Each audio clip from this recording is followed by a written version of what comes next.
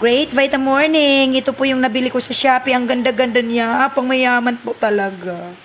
Mayayamanin pero murang-mura lang po. Power na power po. Okay. Ha? Review. Maganda naman talaga. Ang dali lang niyang mag-init ng tubig. Tapos nagamit ko na agad May pre-product po yan dito sa First Vita Plus. O, diba? Tapos po,